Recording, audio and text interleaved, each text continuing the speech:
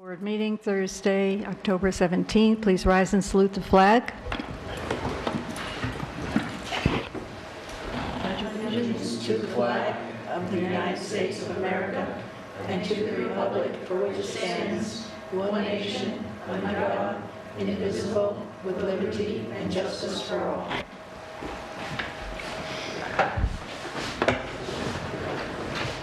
Emergency exits are to my right behind the town attorney and also the door you came in. Roll, please. Councilwoman Simoji? Here. Councilman Gutierrez? Here. Councilwoman Doyle? Here. And Supervisor Prodi? Here. And we'll let the record reflect that at this time, Councilman Morris is not here. Make a motion to open the public hearing for proposed local law, re-adding zoning chapter solar energy systems. Second. All in favor? Aye. Any opposed?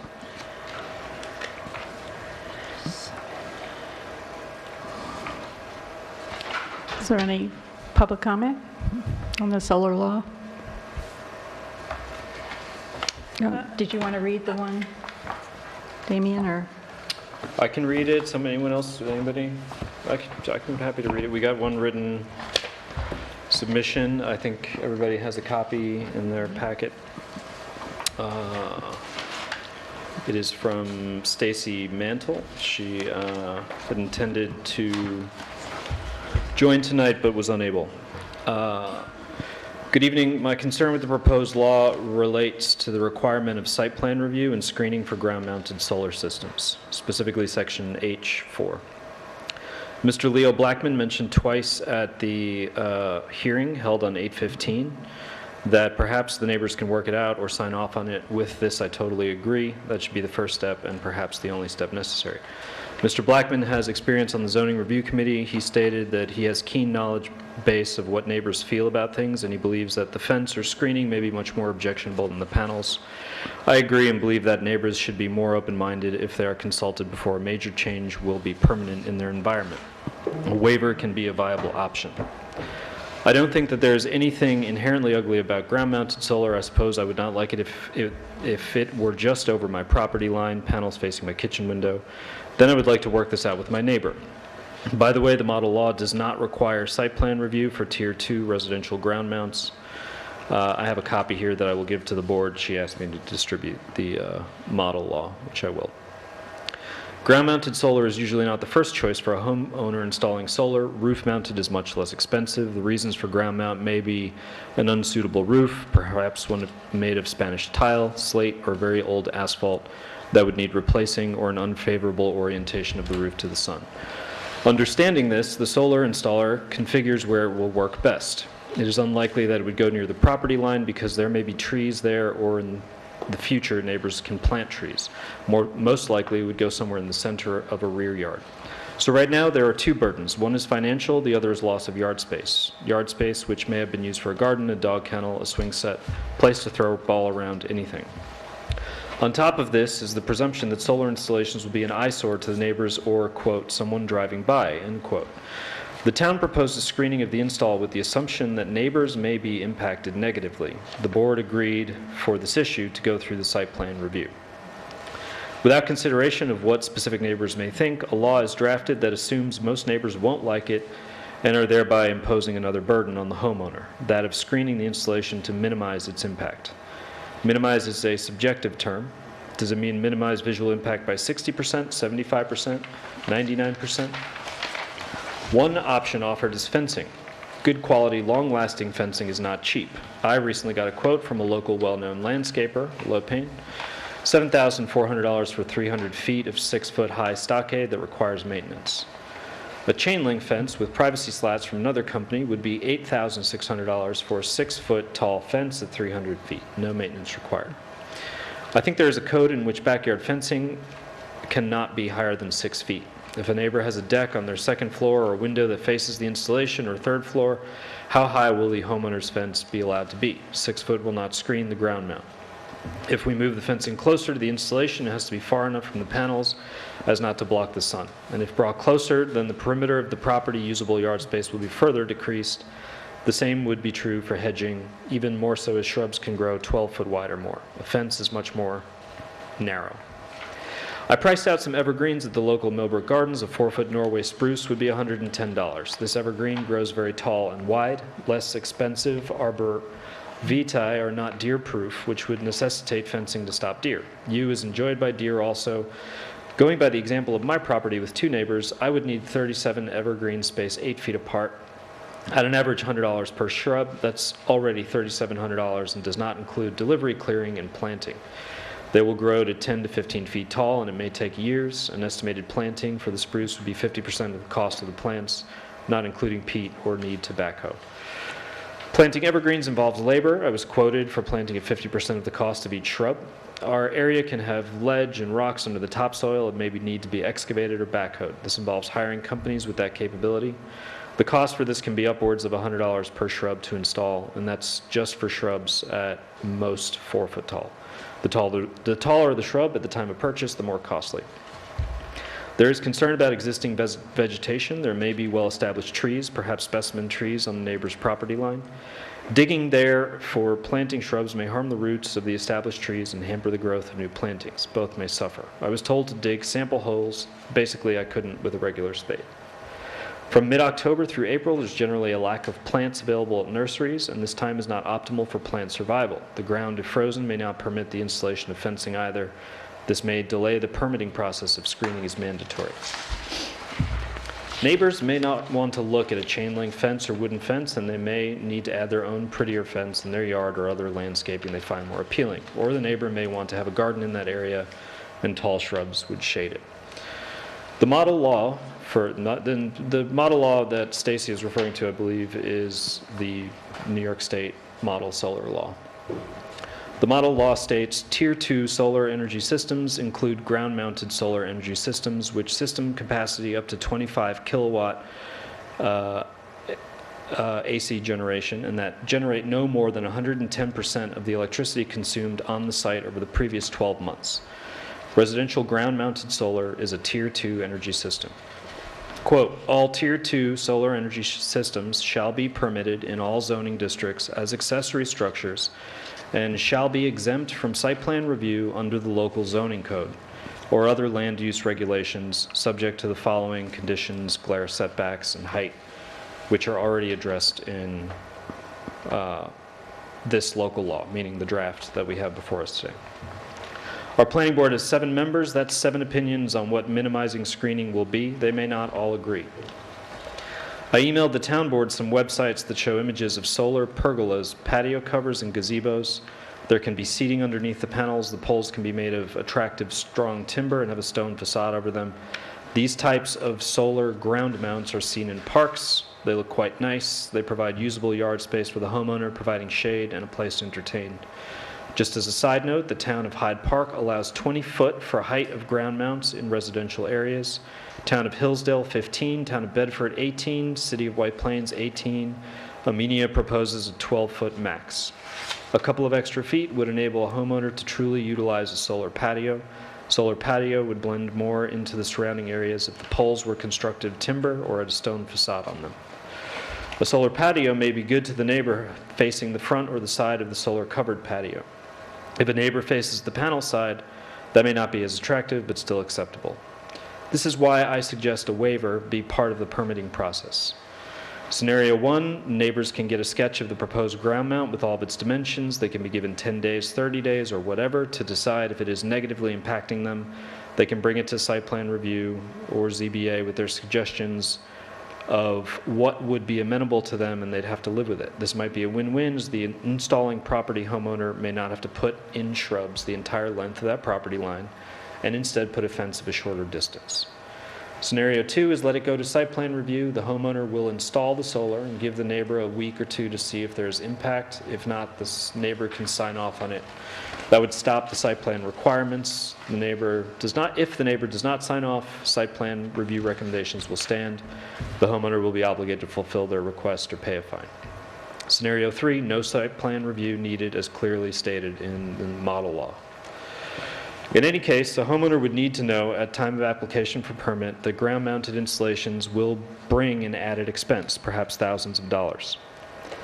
It was mentioned that a person driving by should not be impacted.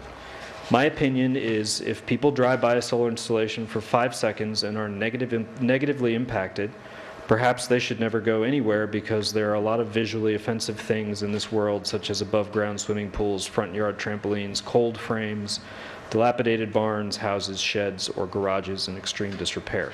Cars or lawn tractors for sale in the front yard of a home on a busy road, sofas and shelving units in the edge of a front lawn with free signs on them, wind sails, rusty unused trucks, piles of wood, piles of brick, a side yard full of rubbish, an RV and a concrete pad. Many of these I recently saw while driving around the town of Amenia on the same day. Solar doesn't decompose, make noise, collapse, rust, attract vermin, or smell like some of the items I just mentioned. If we require ground-mounted solar to be screened, shouldn't we do the same for these items and anything else that may offend us? The elephant in the room is the neighbor or neighbors. Let them be the judge. Perhaps there's a nice field or a hill beyond the installing neighbor's yard, and an install of a fencing or hedgerow will remove that view. A neighbor may not like arborvitae or you. It may bring deer and deer ticks around. The neighbor may want to do their own screening, knowing exactly where they want it and what kind. My strong suggestion is to use the waiver as part of the permitting process, like Mr. Blackman had alluded to a few times. We need to encourage solar power, and that would be a beautiful thing. Again, Stacy Mantle, Amenia resident, October 17th. Sienna, any other public comment? I guess I'll take this time to make my comment, just to give in advance. I won't be voting for the draft of the law. We've debated as a group back and forth, and we don't need to open that back up. I just want to explain 2 quick points about why I won't be voting. One is the restrictions around roof-mounted solar and the subzoning or the zoning overlays that are require a visit to the planning board. Specifically, those are in the Hamlet and the scenic overlay districts.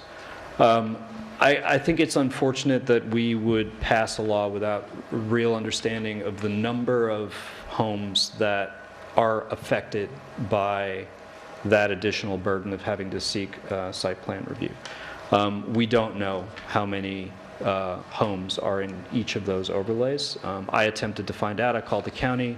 They don't actually have that information either. So I think it's regretful that we would pass a law that introduces that undue burden without having a clear understanding of who is affected by that. And that assumes that going before the planning board is a burden. I spoke to a gentleman in the hamlet of Wassaic just recently who has an application for his building up before the planning board. His site plan diagrams that he's being asked to prepare and present are going to cost him like $20,000 to put together. So in that sense, I do agree with Stacy's point that she just made, that this requirement will raise the prices for solar in the town of Amenia.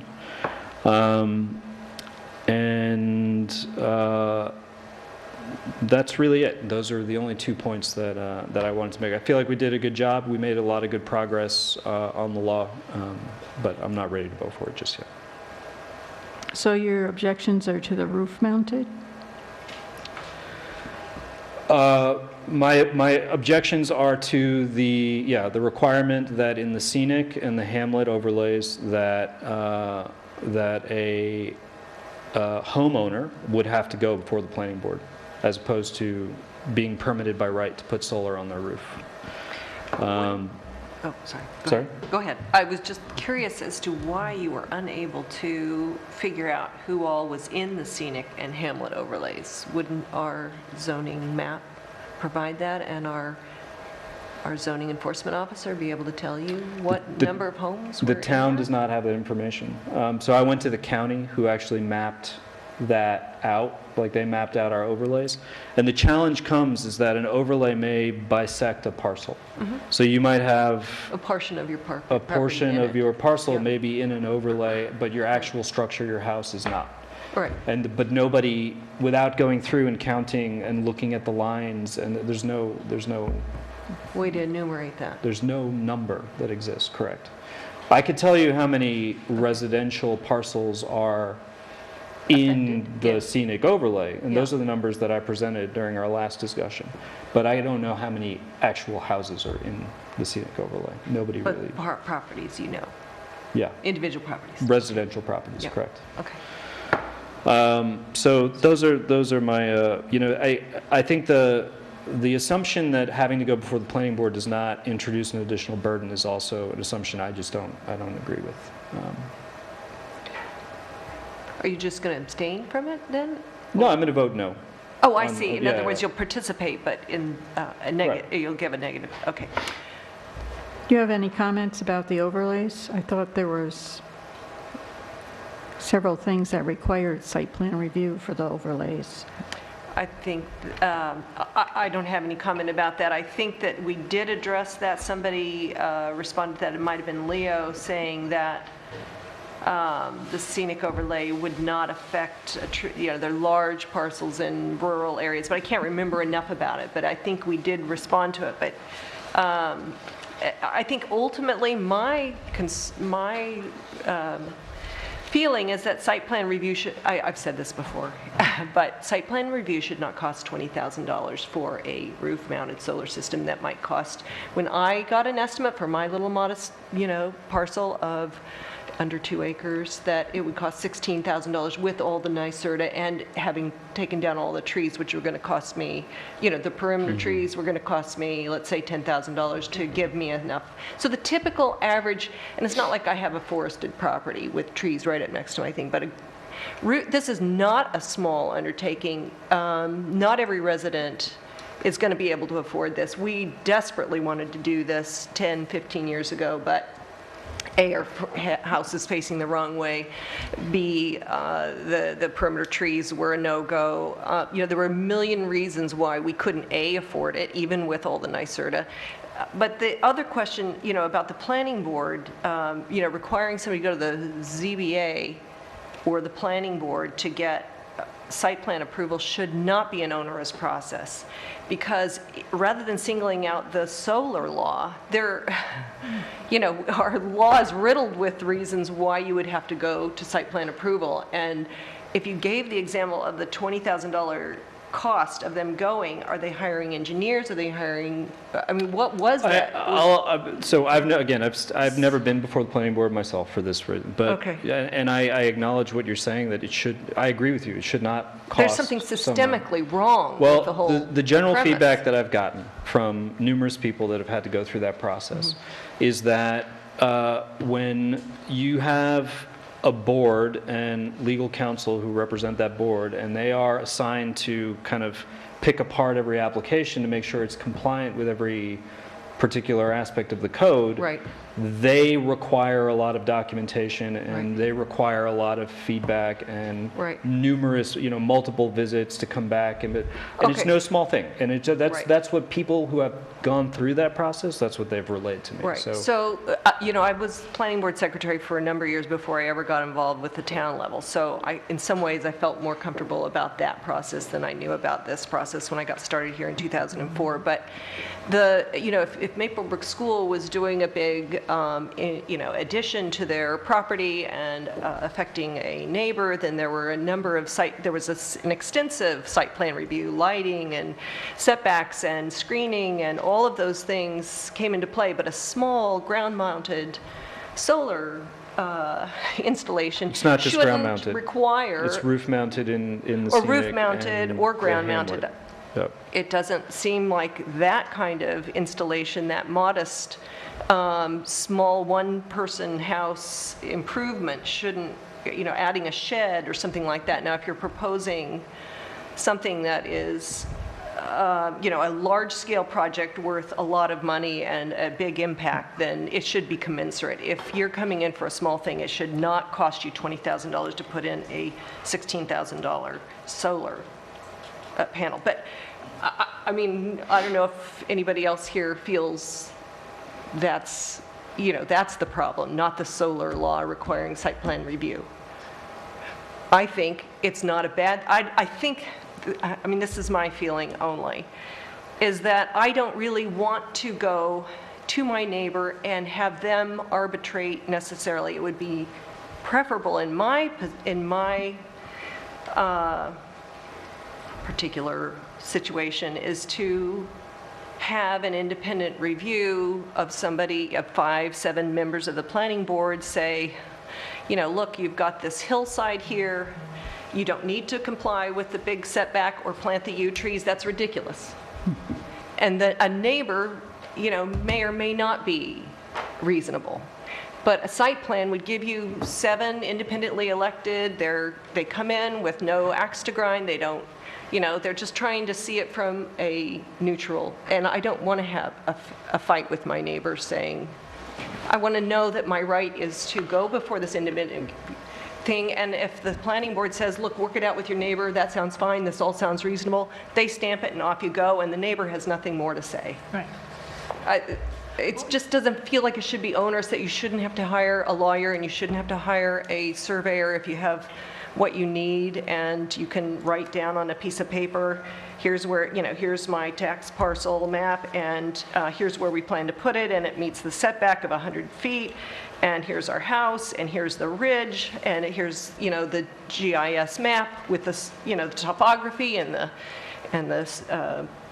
lines, you know, just so you can see the steepness. You know, it really shouldn't take anybody, and our building department should be helping somebody prepare so that they don't have to hire somebody. Well, Vicki, what you're describing is the process I had to go through with our building department when we were going to build a deck, right? Okay. Like I had to do that sketch, and I had Yep. to show the setbacks, and that process is what my general point for roof mounted. If you're allowed to replace your roof, like without going before the planning board, which I think everyone would agree that is a reasonable thing you should be able to do, right? Then you know you should be able to put solar on your roof in the same capacity. That's again my. You do also need to make sure everybody signs off and says that you've met the code requirements for the safety of our course, but emergency response people. And that's all covered by the Building inspector. by the building inspector and the code. So where we do permit roof mounted by right, Yeah. all compliance with New York State fire and safety code, like all of that, and Will be taken electrical care of. inspection, that Right. all happens as part of the process. The planning board is not introducing any additional checks on compliance for those safety items. Anyways, that's the 2 points there. That, you know, if we are going to treat homeowners in the scenic overlay and the hamlet overlay, if we're going to treat them different and introduce an additional burden to them, we should know how many people we're affecting, and we currently, at least I do not. The second item is that this assumption that needing to go before the planning board is not an additional burden. I agree with you, it should not be. That's not what I hear from Okay. folks that have actually had to go through that process. So those are my 2 comments. Well, I'll throw in one comment, somewhat unrelated, but is very upsetting to me, is that I see the bills, our legal bills, applicants' legal bills, and the neighboring property owners who are paying extraordinary legal bills to get their site plan, their plans, their applications reviewed at the planning board and the ZBA level. And I think it should start with a better informed understanding at the building inspectors when they first get the application. Should be a better understanding of what is allowed and what isn't allowed, so that the neighbors don't get all inflamed and start suing the next neighbor, and the next neighbor has to now build up and create, you know, a huge team of experts. So I think there's something systemically wrong there. But on the whole, the thing that I can see compromising on this is to simply say, do we need screening or do we not need screening for solar panels? That seems to be the gist of what her frustration is, and the cost of the trees, the cost of the fencing, and the extra effort and the negotiations that would be needed with neighbors. And I would be willing to scratch the requirement for trees and fencing and just say, you know, the setback has to be correct, and the planning board has to say, look, it's not impacting, it's not right in the neighbor's face.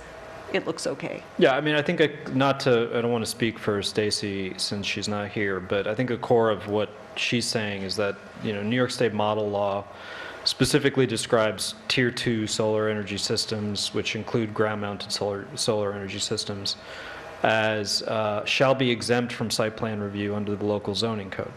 And the requirements for screening and all of that, if we introduce that, that would be enforced that. or by the Okay. planning. But, I think our fundamental point is that New York State has encouraged towns through the drafting of this model law to exempt Tier 2 from site plan review. But again, I don't want to speak for her. I just, my own two personal points are the ones I just made. Is there any other public comment regarding the solar law? Make a motion to return to regular meeting. Second. Public comment, Deirdre? For clarification, are you closing the public hearing or continuing? Yes. So that way it's in there. Close the public hearing.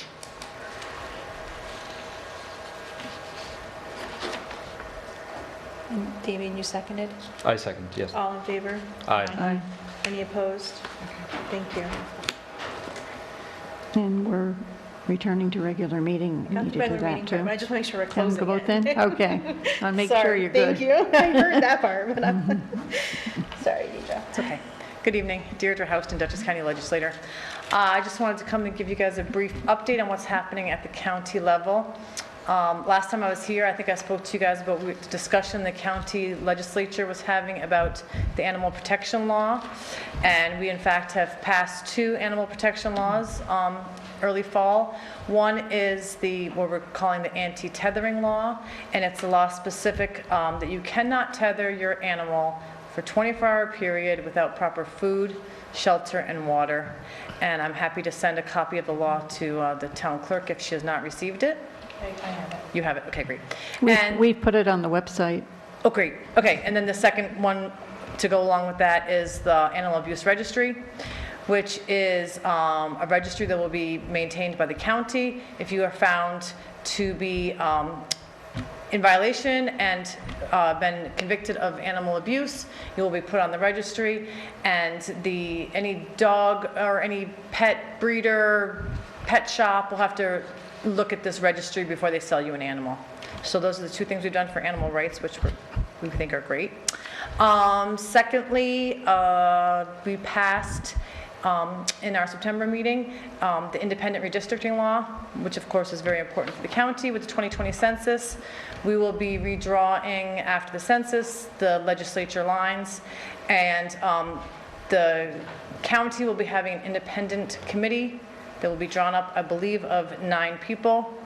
And it'll be a complete independent, non-political, non-county employee committee that will be drawing the district lines, which is, of course, very good for the political view in Dutchess County. Lastly, next Friday, October 25th, starts our 10 days of early voting. There are 5 super sites, so any county resident can vote at any of the 5 sites, which is, they're in Rhinebeck, Millbrook Fire Department, Unionville Town Hall, East Fishkill, and Cannon Street, the Board of Elections on Cannon Street. And that's for 10 days. You can go and vote, and then of course you can always vote at your regular polling place on Tuesday, Election Day. And that's, I think, all I have for you. Do you have any questions for me? And you can still have an absentee ballot, right? Yes, absolutely. I had a question about the independent redistricting. That they're going to convene that independent committee, and then when does that redistricting? So the redistricting would take effect for the next election, but if you're interested in serving on a committee, you can certainly submit your resume. I know they're looking at, right now, it's going to be a few individuals chosen from the Republican side, a few individuals chosen from the Democrat side, and then those parties together will pick additional people. So you can certainly submit your resume. I know they're looking at all interested parties. Were you supportive? What did you think about that? Were you supportive of I that? co-sponsored it, yes. I think it's a great thing. It's nice to get party politics out of politics. So yes, I was happy to do it, and I co-sponsored it. Great. Thank you. Thanks. Thank you. Could we have Sarah go? Yes, Sarah? Sarah, because I promised her she could do it and go home. Hello, my name is Sarah Cuoco. I will be directing and choreographing the holiday show here. I'm really excited. I grew up in Salisbury, so, you know, pretty well, next door local, I would say. So I've compiled basically a rough first draft of what the show will be. We're calling it the Jolly Holly Medley in Amenia. So I picked some really fun holiday songs. We are opening it up to 7 to 18-year-olds to be a part of. It's free for them to be a part of. It's free for the public to come and see. I called it a casting call because anybody who wants to be a part of it will be a part of it. So just for me to see them first, will be on November 2nd from roughly 12 to 6. I blocked off some time. So we'll do 12 to 4. Anybody who wants to be a part of it, I've asked them to come and sing their favorite holiday song. And then I blocked off an hour just if we have any more people that want to do it or kids that want to do it that really enjoy dancing more, so I can see a little bit of what they do, and that way there's a little bit of wiggle room within the show so we can really showcase everybody's talents. I have secured Donald Sosin to come and musical direct / be the pianist for the show. He's wonderful. I actually got a lot of my training from him when I was growing up, so this is really special. Yeah, our rehearsals are going to be on Wednesdays. I'm thinking about around like 5 to 8. It's a nice 3-hour block. We can split up rehearsal times for kids. Yeah. And I think that we should be able to find all of our fun set pieces, decorations, all upstairs from what I've seen.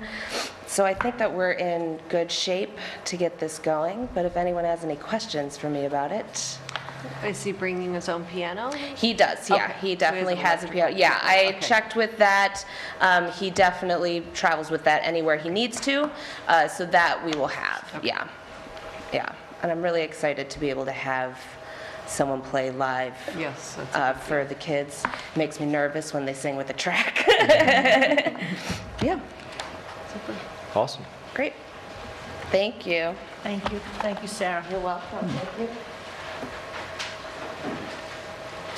Okay, supervisor's report. Wassaic Trail to the Train update. Interviewed project manager, received DOT highway work permit. Contractor has submitted all required information and is signing corrected construction contract. Resolution for bond to cover additional bid amount, flagman and project manager costs completed by bond counsel. Next steps are hiring project manager, completing and sending notice to proceed after contracts are signed. Regional ambulance grant, waiting for final contract from NDP. Grant update. 2020 Community Development Block Grant application has been submitted for Phase 2 sidewalk extension of 473 feet on Route 44 to Beekman Park. 188 feet was completed with a prior Community Development Block Grant. 2020 budget. The tentative budget was given to the town clerk on September 30th, 2019. The 2020 budget workshop is on October 21st at 5:30. Water District Utility Software Update. The utility billing clerk and the water operator have been working diligently to work out the problems with the software update. In order to get a billing out in the second quarter, a bill was sent out with only the base charge, later than at the normal billing time. The current third quarter billing was set out on time with the base rate and the overages. A re-levy notice was sent with the third quarter billing like it usually is every year. Dutchess County controls the date when the re-levy amounts have to be sent to them. The date on the re-levy notice is that water bills have to be paid by November 1st. However, due to the short length of time between the two billings, water payments will be accepted until 4 o'clock on Tuesday, November 5th. Water bill payments can also be put into the secure mailbox attached to the Amenia Town Hall building to the left of the front door.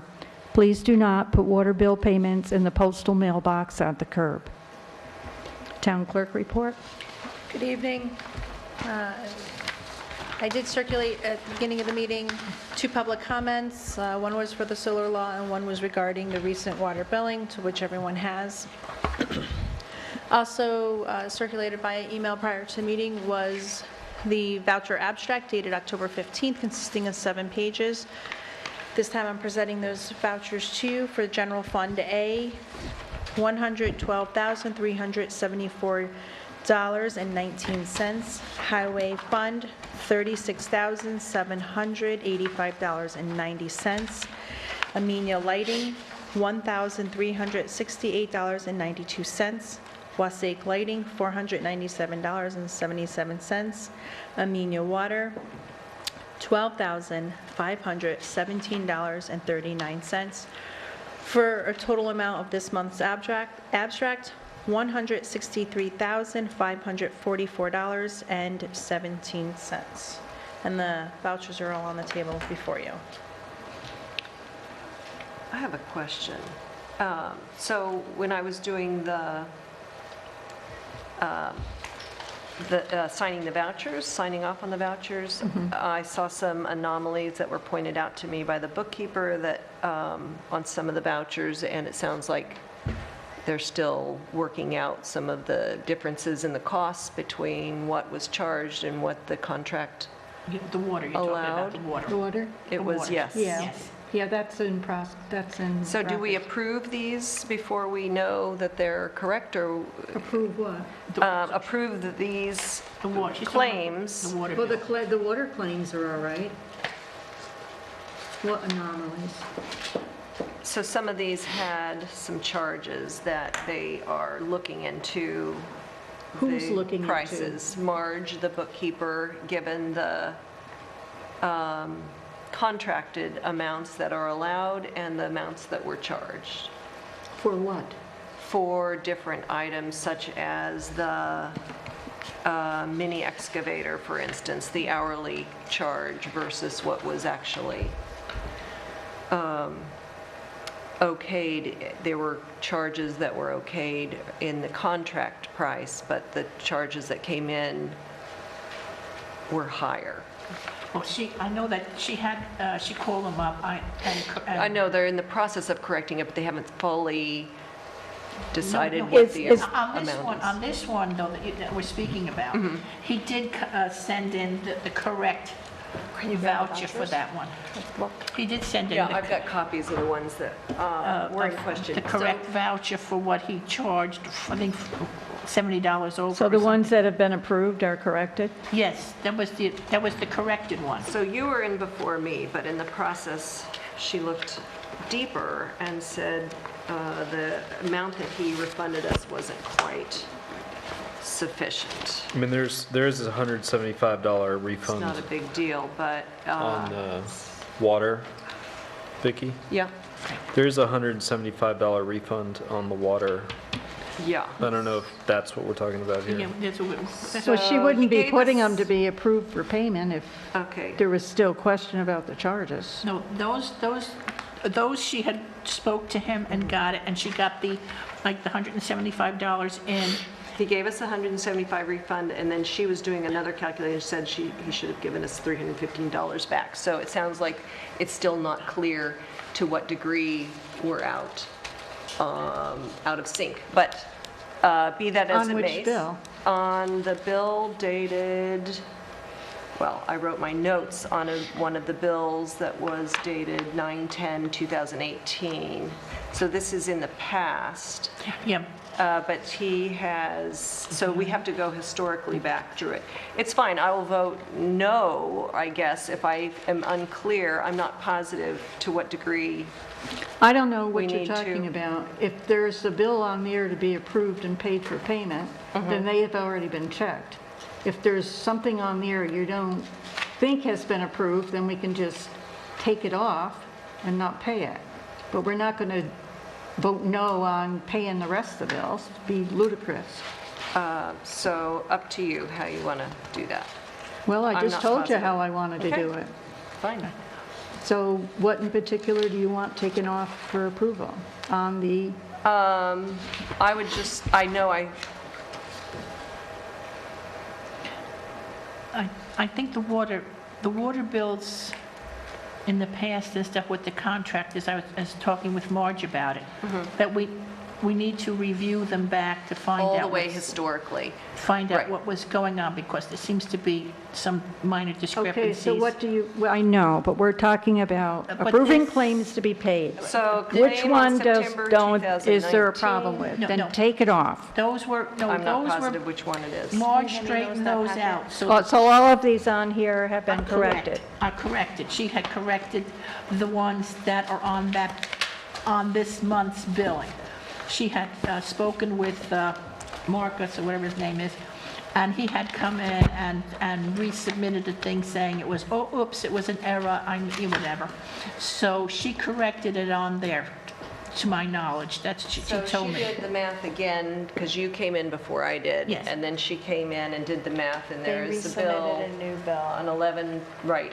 They submitted a new bill see new and invoice. redid it, but he gave us back 175, and she said he should have given us 315. So So which one is that? it's dated September. The newest one that he did was for $10,835. So 10,835 is the total amount. Yeah, so you'd have to say, because it's all on one bill. I don't know to Well, which this- one of yeah, these this is all- lines it's are. 10819 is the invoice number. It's this entire block. Exactly. I can't tell you which line is going to be the Okay, so do you mini want to take that excavator. out of the claims? We can take it out. I would just say, approve it with the exception until it's resolved, the Well, that's claim what by- I'm telling you, that we can just subtract that amount from the water amount and then not approve that. Approve it with that exception. Yes. Yep. So what would that be for the water total? 10,000. No, that's, But you got to include the credit. So the subtotal is 10,835. So just subtract that amount from that. from the total water amount. District. So this is, And then we'll figure it out next time. this is, the total is 12,418.39. 1839 minus 10,000. 12, No. 4, 8. 12,517. You have to go by this, because there's multiple bills in there. Oh. 12. So 12,517.39 minus 10,835. So the new water amount will be $1,682.39. Okay. 1,682.39. Correct. So 163,544.17, take away your 10,835. With the new voucher, total amount is 152,709.17. So I'm presenting the claims holding the one bill. New voucher amount will be 152,709.17. And then if you guys have opportunity to review. It would be what? $152,709.17. I'm doing the totals, here's your Total two amount. numbers. At the bottom. Okay. Yep, so this will be amended, and then on Monday, if you guys have your answers, we can approve them on Monday's special meeting. Okay. Sounds good. So it's only a matter of one business day. So I'll make a motion that we approve the vouchers in the amount of $152,709.17 as amended. Second. Councilwoman Smoji? Yes. Councilman Morris? Yes. Councilman Gutierrez? Yes. Councilwoman Doyle? Yes. Supervisor Purdy? Yes.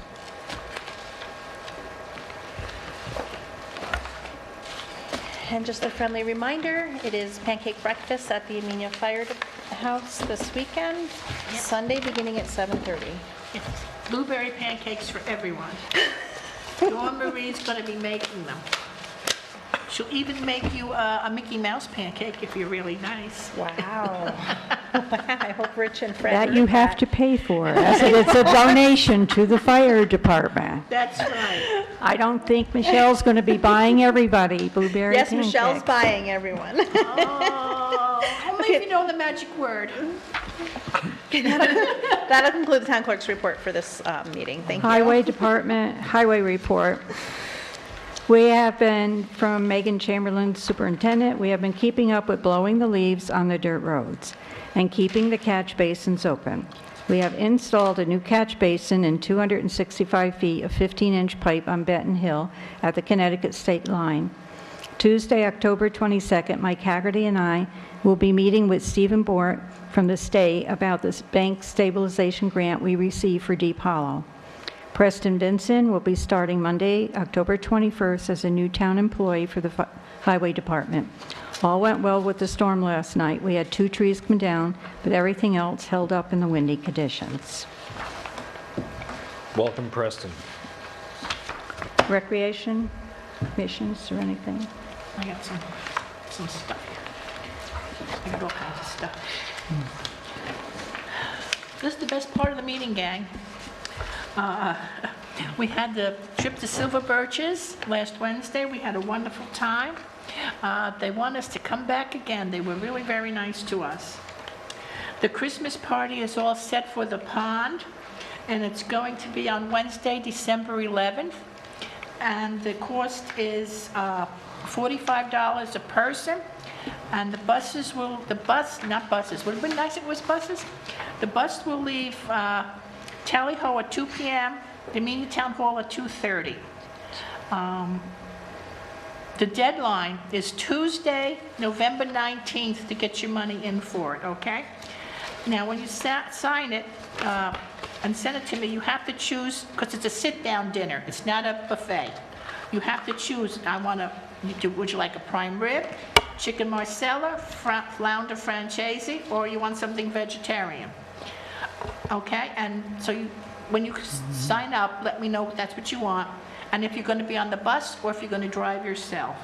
So that's all set. I got a new person playing music this year. Her name is Christina Della, and she's very nice with a keyboard, and she's a lovely person. So we're going to have door prizes and 50-50, and we're going to have a really wonderful, wonderful evening. That's that charter. Oh, this is, well, it's not part of it, but okay. This is, they're talking, VA, I have a VA, Castlegate VA Hospital food drive. Basket's located here in the town hall. As you walk in the main entrance, you'll see it. I'll be picking it up on the 24th and taking it back. It's a little short notice this year, folks, but if you're coming this way to the town hall, put any kind of non-perishable item in the basket, or any hygiene items for male or female for them. We just met the lady who's going to be doing the Christmas show, and we're going to need some props and stuff, but I think we're going to have a good time with it, and it's going to be great. So only one question I just want to ask Vicki Doyle. Do you know where the Grinch costume is? A Grinch costume? What's that? That they had last year? Grinch. They had a Yeti costume. I don't remember a Grinch costume. The little boy was a Grinch. Oh, He was not a Grinch. Wasn't he the Grinch? What was it? no, he was an elf, wasn't he? What was he? That guy? He was in a little green costume. He was in a little Do we elf- have one or You not? want an elf costume? Elf costume, yes. I don't know. I'll check. Oh, Darren, do you know where the elf costume is? I don't. Well, someone kind of a out liar there. are in an you? elf costume. Anyway, also, Vicki, on another note, because I'm still on this one topic, and I'm going to do it all at one time so nobody has to listen to me. I need to get the registration slips Yeah. for the kids doing the play and stuff, so we'll have them ready on that Saturday for them to sign up and stuff. I sent it to you. I did the Word document and a PDF, so you could edit the Word document to be appropriate for the current event. Oh, And you sent it to I me? sent it to you. I'll resend it to you, so it's at the Oh, top of your... Can you town. copy me on it? Sure. Because she has computer I have issues some sometimes. issues. Oh, Sometimes okay. I And don't if it get comes to me, I can send it to a No, I secretary. didn't hear back from you, so I thought you got what you needed. Oh, sure. Okay, I will great. do that. Thank you. I Yep. appreciate that. So anyway, it's going to be a great event for everyone for that. And the other stuff is conversation stuff later. I went to the recreation meeting, I guess that was on October 10th, and sent Victoria, I don't know if I sent everybody, a list of things that they had talked about. The basketball court is not completed, but it's still underway, and they're very excited about the basketball courts getting back up into working order. They want to come to the budget meeting on October 21st at 5:30 p.m. That's a town open to the public on our budget. It's our first one, and they expressed great passion for getting a rec director in, as they have wanted for a long time. Thank you, Victoria, for responding to them as to what the plans are in the budget. It's more of a part-time. It is a part-time position that we have budgeted currently. But I thought that because they felt so passionately about it, they should certainly come, and every year badger us until we, they should tell us what their shortcomings are. Their first It would have been helpful if they had turned in their budget sheets, Yeah. but they didn't, so I just had to go by what was in there last year. No, I think that's the process, and they were unable to fill out all those forms. I heard loud and clear, at Or look least at my them. interpretation is that they find it very frustrating that they are getting a lack of communications, and I will say I'm guilty. The adult volleyball is Tuesdays at Weebatuck Middle School gym, 6 p.m. to 9 p.m. on Tuesdays through June 23rd, 2020. And if you have any inquiries about, whether, do you have to play all 3 hours, whatever questions you might have before you want to participate, where is the middle school gym? Is it okay if I have them call the town clerk? Sure, between the both of us, I know you're participating in it. Happy So you to. might be the A liaison, and one I would reach out to? yeah. We have organizers, and once we know that somebody's interested, we'll put them on the communication thing. But I think none of the volunteers are in a position to start responding during daytime hours. They all work. So if you can field the original calls, oh yeah, it's on Tuesdays, it's for adults, not for anybody under 18, that kind of thing. At least screen the calls and then pass them on to me, and then I can get them the rest of the information if they want to participate. Very happy. It's free. You don't have to have any particular skills. We're happy to take anybody. But for insurance reasons, for whatever reason, we have agreed that we're just adults. It's an adult program, absolutely. There's other programs for kids.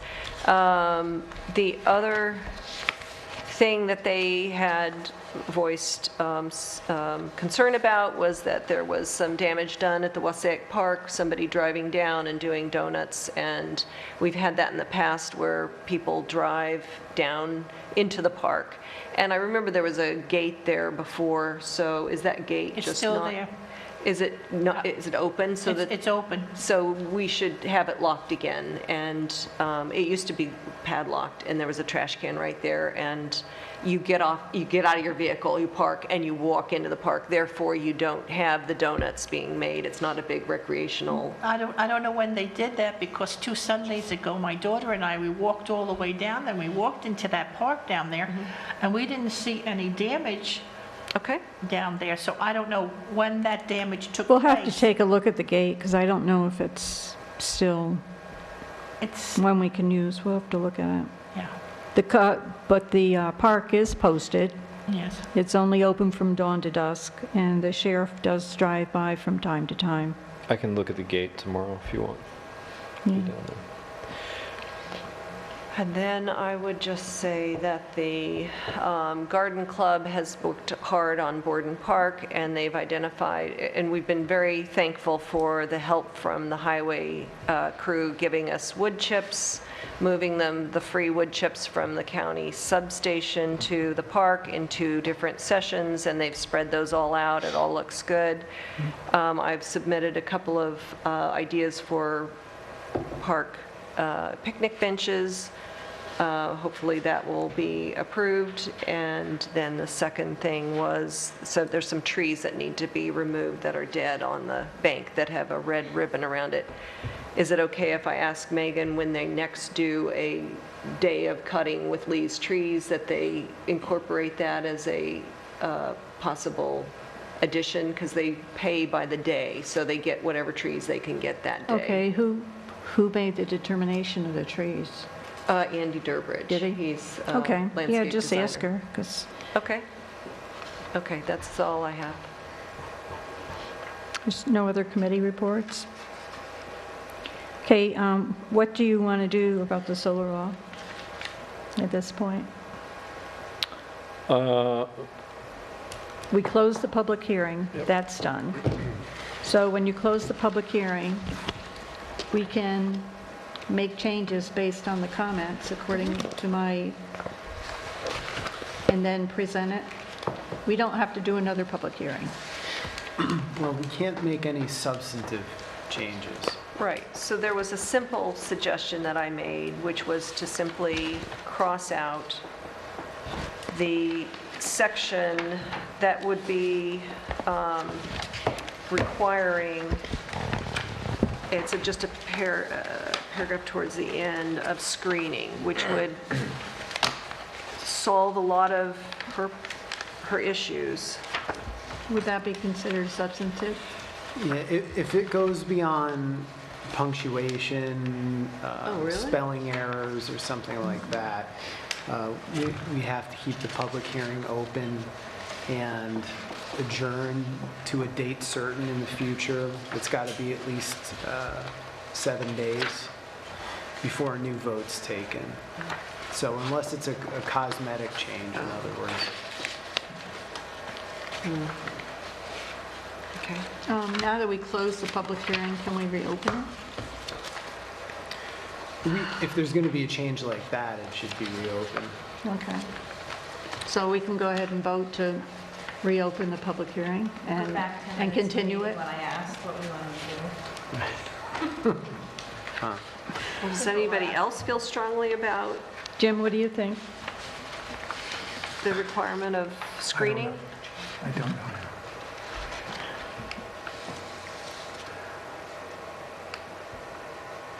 It's got fencing and screening. But if they're going to if they're going to go to the planning or where they're going for this permit, can't they say that they won't need it if they don't need it? Yeah, it's up to if you leave it as a, let's see, it's up to the discretion, So if we leave it in there, isn't it? then it's up to the boards, which is who should have the final say anyway, right? Right, if they need the screening or they don't need the screening, when they apply. Which is the Well, first the one law we should read? does indicate that screening is required, so they'd have to waive the requirement, which they could do, but the intent of this draft of the law is to have the screening there, so. And the law says we have to have screening. The law says we're supposed to. Our current version of the law says, the model law, the New York State model law says that you don't have to go for site plan review for tier 2 ground mounted solar. So the model law is a lot more lax. That's not ours, that's a Right. model law. Okay, Correct. but ours says this, and we go to the site plan review, and we grounded my.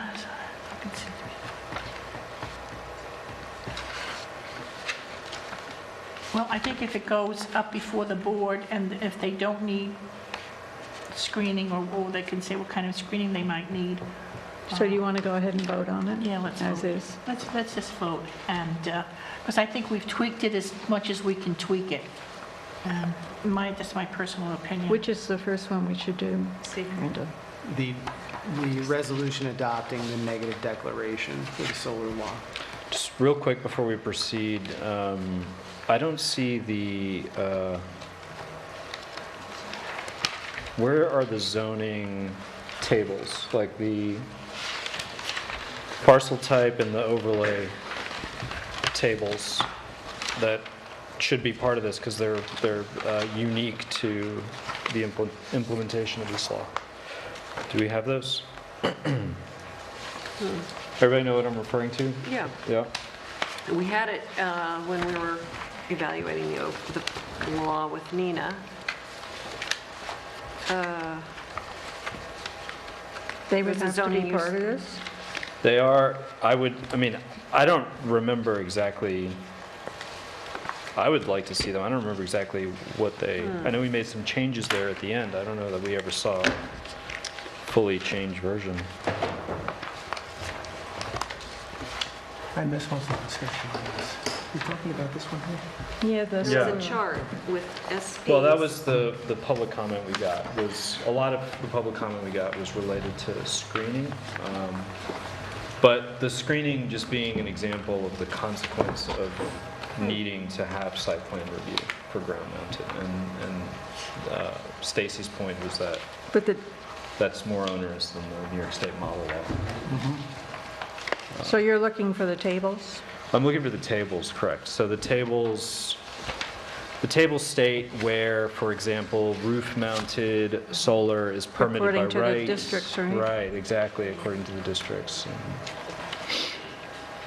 I think it was updated after it was, we made the changes, right? We made a few We changes. did make changes, Yeah. during that conversation. Yeah.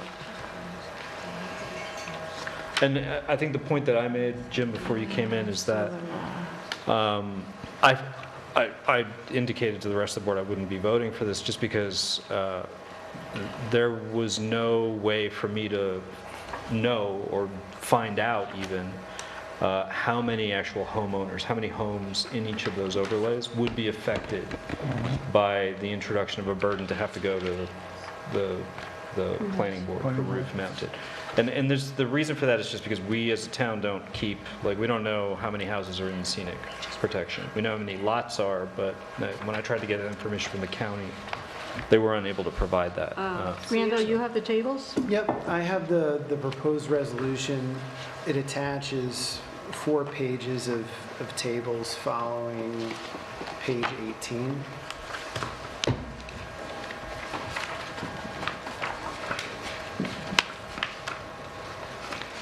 Okay, and I do see a response from Mark on the CAC. 200 parcels in the historic overlay district sounds The use appropriate tables would given be the attached to the character local law. of Amenia. It is scenic and full of historic buildings and landscapes ranging from local to national significance. Wait, come again? So Mark had responded saying that 200 parcels in the historic overlay district sounds appropriate, given the overall character of Amenia. It is scenic and full of historic buildings and landscape ranging from local to national significance. Well, You had said that you, I know how many, how many parcels are in each overlay? I got that from the county. But your building. 200 parcels, yeah. Your building is only subject to the overlay restrictions if the actual building itself is in the overlay. Well, the use tables would be attached to the law. What? The The use use tables are part of the law. on, Oh, yeah, I mean, they're not part of the law that we have here, but they are. But that's a different, that's not the concern I'm flagging, right? For example, my parcel is a rural residential, and the back half of it is in the scenic protection overlay. But the front half of it, where my house is not in the SPO. So I would not have to go before the planning board. I see. Even though part of my parcel is in the SPO. I see. So what I'm saying is that when I called the county to try to get a count of how many structures, residential structures, because I wanted to know if we're going to make a decision, if we're going to pass a law that's going to affect homeowners who may have plans to do certain things, I want to know how many people that is going to affect specifically, and I was unable to get that information. So about 10% of the parcels in Amenia. So we have about 2,000 parcels, right, in the town of Amenia. And if 200 is a reasonable number of properties, so in real broad brush, I don't know the exact number of houses that would be affected, but it would be less than 10%, given just real broad brush, right? I had actual numbers of parcels when we spoke last. I could dig those up, but Right. that's still, you know, Sounds that like it's 200. Okay, well, anyway, so,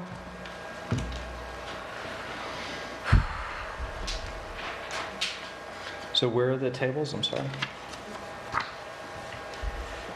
They're attached to the law.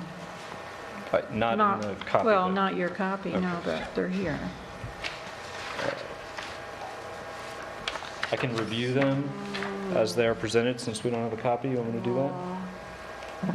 Yeah. We've already reviewed them. We went through them all. We haven't reviewed the changed version. This is the first time that any of us are seeing this updated version, based on the last discussion that we...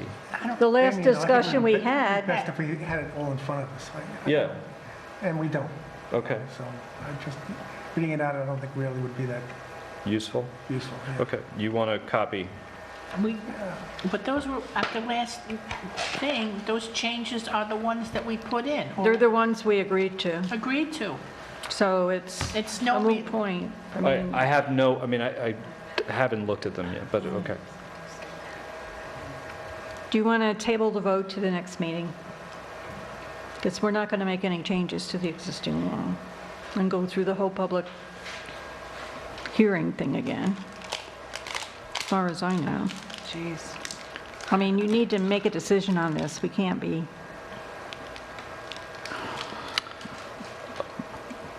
what do you want to do? I'm willing to vote tonight. Jim? Unfortunately, I missed the discussion. Mm-hmm. So that's why I said I really don't know what we should do. Oh. We can Did you table- read we the can comment? The Okay. public comment? I missed almost the whole discussion on this. I just came in cold. So the only major discussion was Damien's and the one from Stacy Mantle, which was printed out. All right, I haven't read that. Oh, okay. Do you want to table the vote to the next meeting? Yeah, can we do that? And without a public hearing, we're just going to Yeah. table the vote, Yeah. Okay. so that we'll make sure everybody has everything and we're clear on everything, Okay. okay? I agree. Sounds You good. don't vote to table. You're good. Do you mind if I take your last two pages before maybe I just need a quick copy of it and I can scan it to them? And you said we were going to table the NDP resolution as well? Or, Yes, I don't have the final contract. okay. So the authorizing ambulance agreement will be tabled as well. There's one other issue that they're working on, that we should have that for the 7th meeting. Oh, my gosh. Resolution number? 79? Is the budget date? Yes. Establishing a public hearing date for preliminary budget for fiscal year 2020. Whereas the town supervisor has filed the 2020 budget for the town of Amenia pursuant to Section 106 of the town law on September 30th, 2019. Whereas the town clerk delivered the tentative budget to town board in accordance with town law Section 106 on October 3rd, 2019.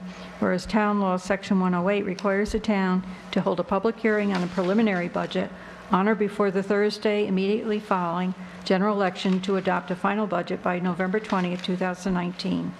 Now therefore be it resolved that the town board hereby establishes Thursday, November 7, 2019 at 7 p.m.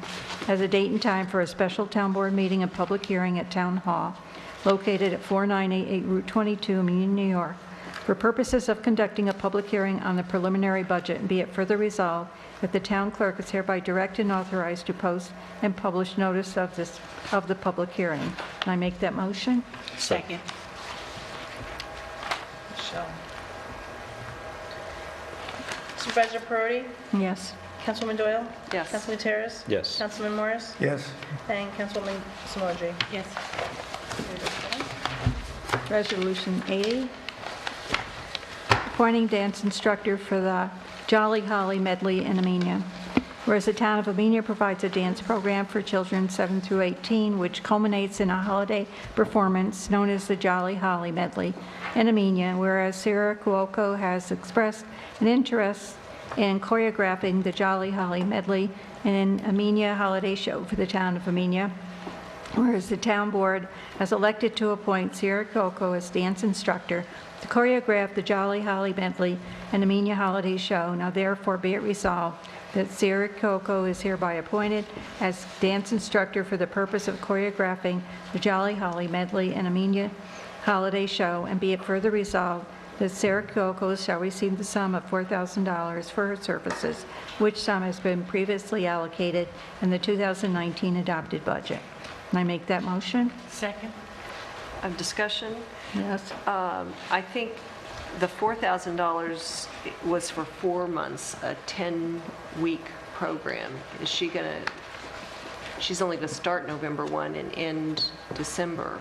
And she's also hired another person. And she's hired another person for $1,500, right? So that's Right. over budget right there. And for half the amount of time. I have no problem with finding money for $1,500 for the piano player, but I think $4,000 for 2 months instead of 4 months' work seems high. Is that what we've agreed, she's agreed to? Yes, that's what we agreed to. She's a highly qualified person. Highly qualified. Well, it's better if we, not having it at all. Is next year she going to do a 4-week or a 10-week program, or? We can ask her. We can But ask her. right now, we're Working on this. looking at appointing her for this year. So we're going to need to change the line for, Are we certain that the 1,500 isn't being paid out of this 4,000? No, the 4,000 is in one grant for the instructor. No, the 4,000 is in the budget. It's in the budget, right? And we have grant or something, we have grants and stuff that paid for this too. a grant for $3,000. So the budget is going to need to be reworked significantly, I think, for the 1,500. But I think given the fact that we're way behind the ball, we just have to go with this. Yeah, I think so. Because she can't pull this off any sooner than November 1, right? No. No.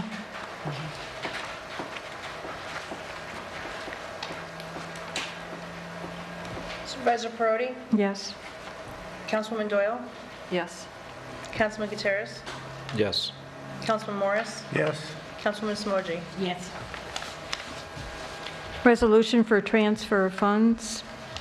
Whereas budget amendment in the general fund increasing expense line 11104.01131, Justice's CE Town Prosecutor, by $579.01, and decreasing expense line 11104.01.051, Justice's CE Dues, by $148.11, and decreasing expense line 11104.01.078, Justice's CE Training, by $430.90 for unanticipated legal expenses.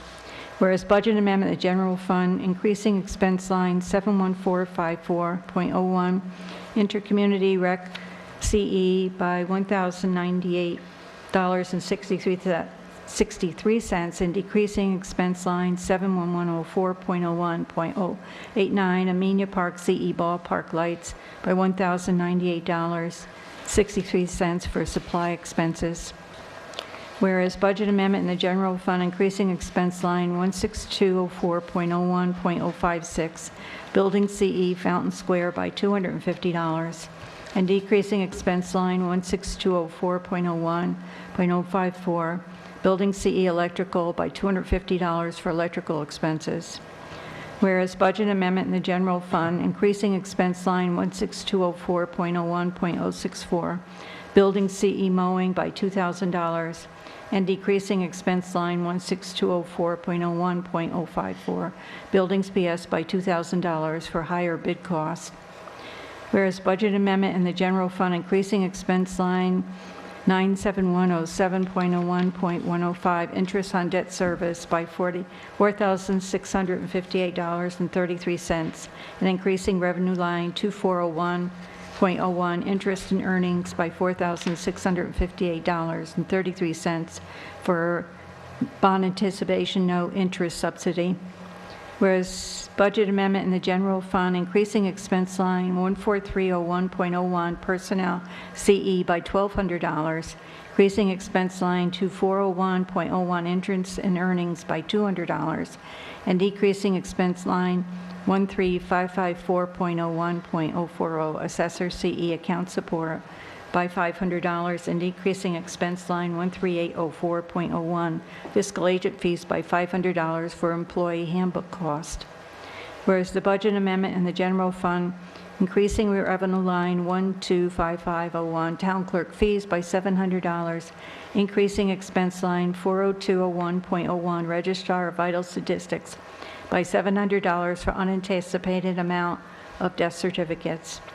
Whereas budget amendment in the general fund increasing the appropriated fund balance 599 by $25,810.58 and increasing expense line 80204.01.102 planning CE, planning rail trail by $25,810.58 for Wassaic Trail expenses.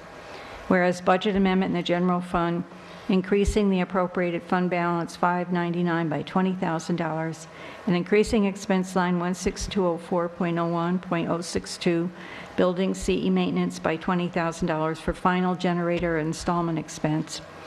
Whereas budget amendment in the water fund increasing expense line 83202.06 source power pump EQ by $2,000 and decreasing expense line 83401.06 transmission distribution PS by $2,000 for unanticipated expenses. Now therefore be it resolved that the town of Amenia authorizes a transfer necessary budget lines to process the transactions. Be it further resolved that this resolution shall become effective immediately, and I make that motion. Second. Discussion. Okay. 1, 2, 3, 4, 5, 6, whereas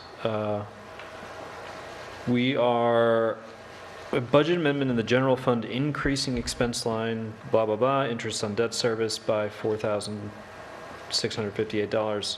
Which one? The 4,000? Okay. Yeah. And increasing, is that second increasing supposed to be a decreasing? No, you increase the revenue line, then you also increase the expense line. How did we get a band interest subsidy? I've never heard of such a thing. That's but- from the Old Amenia landfill, Okay, MTA. They gave us a subsidy. okay, because we were doing, or whatever, for whatever reason, I have they no decided. idea. Yeah, It's some look, complicated formula yeah. that I use, but they give me money and I find a place to put it. All right. Simple as that.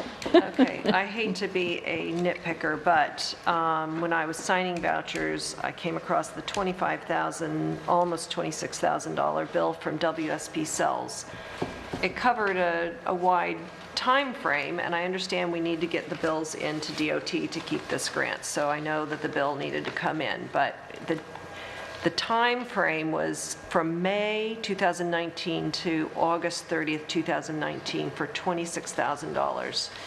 The bill does not have enough information for me to sign off with confidence on this. I would suggest that we talk to WSP Cells and say, can you provide more detail? Because clearly they have billed us, very specific amounts, but they don't show that detail.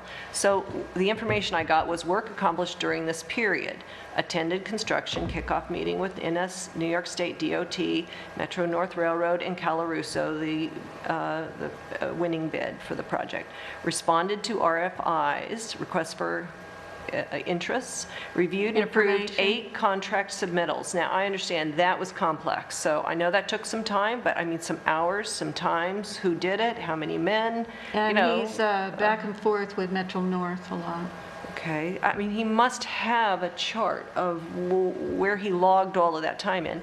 Coordinated HWP, I don't know what that means, and Metro North Railroad. Highway work permit. Okay, and And then Metro Metro North, North. force account submissions between DOT, Metro North, and the contractor. Okay, so they're going back and forth between the force accounts. So I know that took a lot of time because I signed off on the legal bills. The legal bills just going back and forth, trying to work with Metro North on why we need $100,000 extra for the force account. I understand that took time, but there must be a log. By the way, they backed off on that. Really? Yeah, now they said, we don't know where that number came from. I guess they didn't like us pushing back on it. So I will just use this time to simply say that I would like WSP Cells to provide more detail in the future. That's a huge amount of money. I'll send it to them. It's and not get- adequate. And get more detail. Detail, yep. Thank you. I can do that. Okay, I'll do it tonight. thanks. But what will happen, we're currently taking the money out of fund balance to send the reimbursement to DOT with a copy of the check, and then we'll get that same money back, and I'll throw it back in the fund balance. Right, but that reduces our overall ability to pay for the project. So even though it's reimbursable, we are not going to get any more grant funds. This is money that really should be now going towards construction, not towards engineering. I mean, we've paid them $94,000 up front. Now this is additional charges outside of what they had originally offered, and they said they were going to do all of this bid stuff. So it seems to me, yes, unusual expenses do come up, but they're getting the lion's share, and we haven't even built this thing yet. So I'm Don't forget defensive about it. the first bid that we put out that they crafted for us, we had to rebid it because it was not Yeah, put out it wasn't appropriately. adequate, So right? just keep that So, in mind. I always thought that I they were agree. operating under a fixed fee for their services. Yes, and this amount is under that fee. Okay, so That's within their contracted? this is not, Okay, they were going to bill us separately for that. Okay, Well, they're billing it as Okay. they're doing it. okay, okay. But I can appreciate get that. more detail for that, Yeah, okay. because, we all want to see more detail on this Right. from them. We have got to keep an eye on these expenses, or it will all be frittered away. Nothing's being frittered, I'm watching it. We have $382,000 of grant. Left? Mm-hmm. We have a lot of work yet to do, but thank you for keeping an eye on the whole thing and asking for more details. Councilwoman Samoji? Yes. Councilwoman Morris? Yes. Councilman Gutierrez? yes. Councilwoman Doyle? Yes. Supervisor Perotti? Yes. Now, under other matters, I had a conference call with Douglas Goodfriend today, who is our bond counsel. And we came up with an amount, we've already approved back in July, $1 million. And since then, which is $1 million is the amount that Cells projected for the project to 1.1. cost. Yep. And then the bid came in at $1,224,000, and then there's flagman fees and your project manager. And so we went through all the numbers, because we already have the approval for $1 million, but we want to get approval for $375,000 to make additional. So if you say the flagman, the extra 100,000 isn't needed, can we reduce that to 2? No, because it's 49,000, and it'll be more than what we have, than the 49, You but know it'll be more. less than 100,000. Okay. In total for Right. flagman? Right. But it's still a nebulous number. And we also figured in like a 5% contingency. Right. So I had made the point that at the end of this year, in December, we should be getting a $400,000 check back for mortgage tax, which was higher than we've ever had historically in this town, as far as I know. And I know we're already using some of the fund balance to pay some of the other extraordinary expenses we've had this year. But I had hoped that we could, are we going to build this thing this year? We're not. We're going to have to go We're going over to into start it next and season. going into next year. So I would have hoped that we could have, you don't feel comfortable saying that the 400,000 coming in would cover these costs, these extra costs? The 400,000, I don't, I mean, we're going to get a check in December. And that is money, pennies from heaven. I don't understand why we need to borrow again if we know there's a check in the mail in December. so you want to use that whole mortgage tax would. toward the trail? I would. That's me. I don't think we should pay interest on something where we don't have to.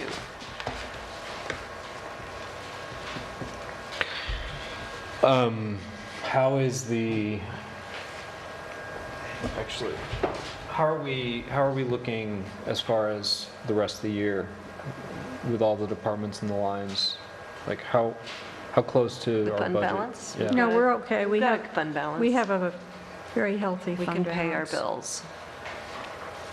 I don't mean cash in the bank. I mean like budgeted line, like what we budgeted against the various lines versus where we're actually at as far as spending. Anything that we need to spend additional money on has been paid. Okay. We're done with the generator. You know, with all the expenses to that, we had borrowed part of that money, but, you know, the rest of the money came out of the fund balance. There isn't anything else this year that's going to require That's what I'm a thinking. large We're so close. We're so close. influx of funds.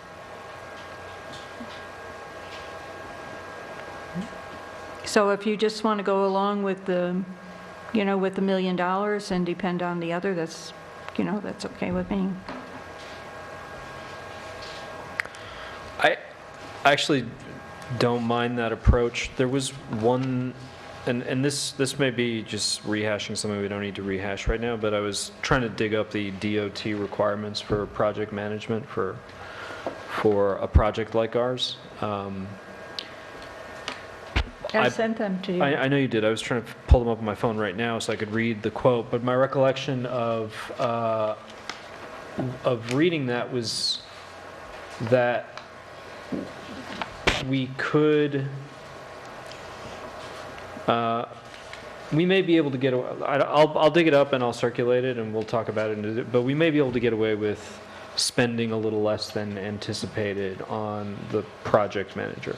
Well, he made it clear that he didn't think he'd have to be there every day. Right, and you know we And it's an hourly. We talked about that during his interview. So I'm comfortable with that because we would still have a little. I think we're pretty we'll have a little conservative, wiggle yeah. room I think we're. with the project Now, management I budget. can't remember if that includes the lighting or not, though, Victoria. I'm No, it sorry. doesn't. I keep Does not. forgetting that. No, the additional, the alternate bid for the lighting is $270 something dollars, so We will not be in full compliance No. with this. So, guess if we This would, needed to- you know, to this would borrow cover the lighting, so- 200,000, I know, if we needed to borrow but it's, for the lighting, but we didn't accept that part of the bid. We didn't accept that bid. No. Yeah, we didn't accept that bid but from we're going to Carlos. have to do it. We will have to do it, but we could always put it out to bid. We could put it out to bid again separately. and see if we get a better deal. And borrow for that as we And know borrow for more that. about our hard expenses, yeah. I think that's the way to, yeah. I don't think we're in desperate need of cash if we're not starting construction right now, because we know that check's coming in. Well, even and if we have the they, million. even if they start construction, I Right. mean, we're going to need money for payroll. Right, but we got the $1 million, right? No, That's not available. No, you authorized us to borrow the $1 million, but we haven't borrowed it yet. Okay, well, how long does that take to get in place? Since we've already done estoppel and it's gone out to referendum, all we have to, I think all I have to do is call capital markets and have them put it out there, you know, for places to bid on, if that's what you want to do. That's what I would do. Because we've already, we did all that in July, but I was Holding off on. holding off until Right, it was a done deal, because I didn't want to borrow $1 million and have it sitting out there before we were and going pay to use interest. it. No, we And should pay wait. interest on it. Right. But we've got all the approvals to borrow. I could send it out Monday if you wanted to. I would wait until we have a clear start date unless, I mean, you don't want to be sitting on that money longer than you have to. But we could, it's not going to take them long to, basically for the $1 million, I think all they have to do is a term sheet, which isn't very complicated. That's what they did with the heating, because, I've worked with them before. So we're ready to go with the $1 million, All right, if that's what you want to do. let's do it. I feel comfortable. with it. Because we've already Just going with voted the on the million. resolution, Yeah. and we've done the estoppel, we've done the permissive referendum, we've done the public hearing, we're done with the $1 million, we're ready to go. Make it rain, Victoria. Here's your money tray. So since we've already voted by resolution to approve it, then I can go ahead and borrow it, right? Yes. Okay, we're good to go. All right.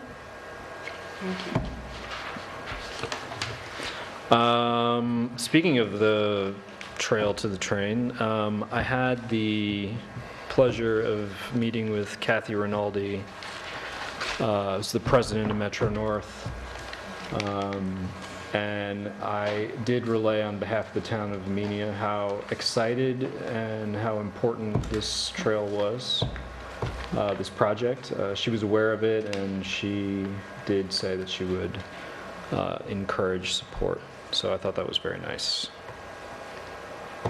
Well, somebody must have said something to somebody, because the $100,000 kind of, demand kind of disappeared, so,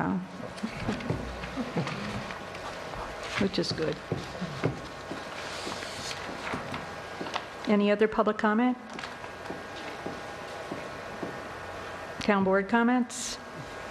I just wanted to let people know about the Jolly Holly Medley in Amenia, in case you folks missed it. Saturday, November 2nd, from basically 12 noon to 6 p.m. at night, there will be a casting call for all interested parties, children 7 to 18, and you come on in and they'll be doing that. Then I also want, there's a comment on 10 shows or weeks.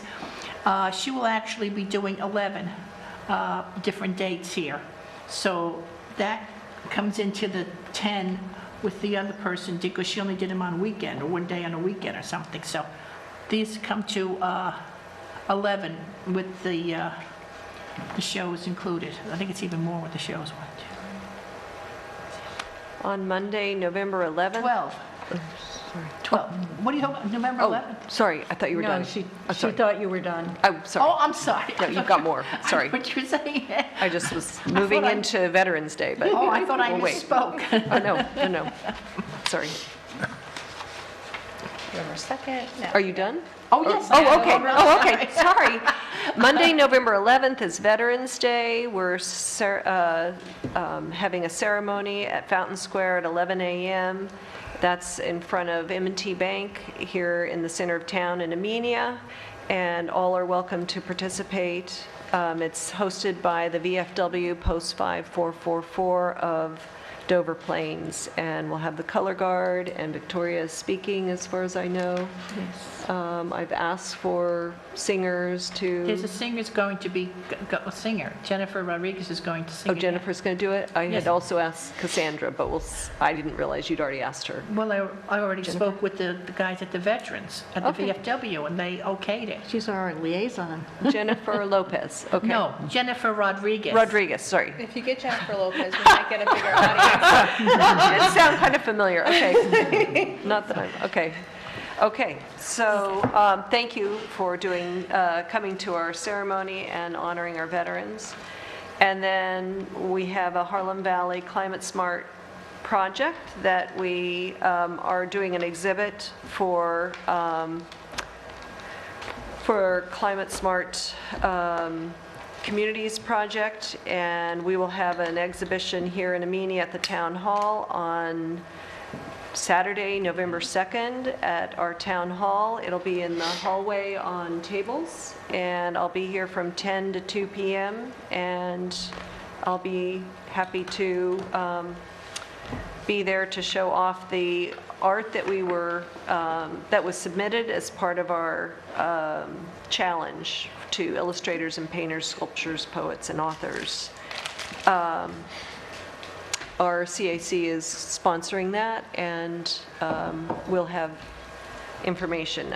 I had seen an article just today that the scientists say the globe sizzled to a record-tying hot month in September, driven partly by a sweaty United States. The National Oceanic and Atmospheric Administration said 2019 tied with 2015 for the hottest September on record globally. September averaged 60.71 degrees, higher than the 20th century average. Land temperatures were hottest on record for September, with records going back to 1880. NOAA said Earth is on pace for the second hottest year on record behind 2016. So 5 straight years of the hottest years on record. So come show support for Climate Smart. There's information about practical things the average person can do to help alleviate climate change. That's all I have. Are there any other town board comments? 2 quick things for me. Last weekend, I had an opportunity to speak to 2 retailers here in town. It was kind of an impromptu conversation, but they did make it clear that there are a lot of challenges to running a retail business here in town, and we, as folks who live in this town, should go out of our way to support our local businesses as much as we can. I know we make an appeal to that every time around Christmas time and whatever, but it should be a year-round activity, and we should help our neighbors and support their businesses. And this is our last meeting before Election Day, which is on November 5th. It is our last meeting because we don't meet till the 7th. We're having a We have a meeting. budget meeting Monday. But on It's TV. On and TV. It's This open is to our the last public. televised Yeah. meeting, other than a thrilling budget meeting. Yes. So please do go out and vote on November 5th. As Deirdre thankfully mentioned, there is early voting this year. You can go to Millerton, Millbrook? No, Millbrook. Millbrook. Millbrook, The firehouse at Millbrook. the Firehouse in Millbrook is our closest. And that's 10 days, right, before Election Day. But Wassaic Fire is having a meatloaf dinner on Election Day, if that inspires you to come out on the actual That day. sounds good. Which is when I plan to vote. So please go do your civic duty. That's all. Does anybody else have any other public comment? I just wanted to make an announcement at this time that there will be no Amenia Farmers Market at the town hall That's true. for the winter months. I have a question about this airfields, the use of helicopters landing in town. And I understand they sent a violation letter to those who have been illegally landing in the center of Amenia. It says that Michael Seglican sent a letter of violation to stop until a permit license is obtained. But it's illegal to do airstrips, so why Actually, would what he sent him was a cease and desist. Well, he says he sent a violation letter to stop until a permit license is obtained.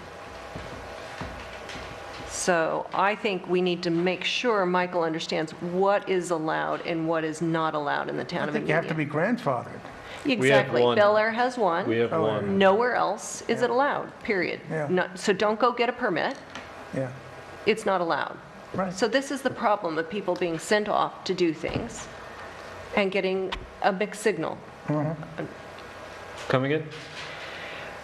I think if you are cited with a cease and desist order, you should know that it's not allowed. It's not permitted, not to send them to go get a permit. You're right. I'm sorry, that, Yeah. Who sent them to get a permit?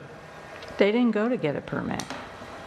They haven't done I anything. have, I know, but they haven't done anything. Says- It's a misleading thing because I it leads sent a them to believe that he violation can letter get to one. stop until a permit or license is obtained. He is the code enforcement officer. I know, but the license he's talking about is with the FAA. That's the first place they have to go. But if it's not before they allowed in can come in. Amenia, why would you send anybody to go get an FFA license? It's a waste of time. Exactly, and money. I'm just saying, this is part of my problem, that before he makes some decisions, I think it would behoove our code enforcement officer to make sure that he's telling people the right thing so they don't go to a ZBA and incur costs and get neighbors riled up unnecessarily and incur costs. For our side, their side, the applicants, the neighbors. We have a planning consultant who's cheaper than our lawyers who can understand our code. If he went first to them and said, look, I need confirmation. Am I reading this correctly? Yes, I'm reading this correctly. Then respond. Well, Thank I know that they do emergency helicopter landings down by the Taconic DDSO on one of their big fields close to where the railroad station is, when they have emergency people who need to be airlifted somewhere. That's a different story. Those are exempt, yeah. Okay, The so I just- firehouses do practices as well with, You have an So- emergency situation, and that doesn't apply. you can land a helicopter in my front yard if That's you right. have an emergency, that's Thank fine. But it's, as far as our town code goes, I believe there is only one permitted heliport in town, which is permitted and Bel Air renewed. Farms. It's Bel Air Farms, and that is the extent of what is permitted. Thank you. Any other town board comment? Jim? I move that we adjourn. I said- 8:44, Jim. The Jim motion. Jim moved it.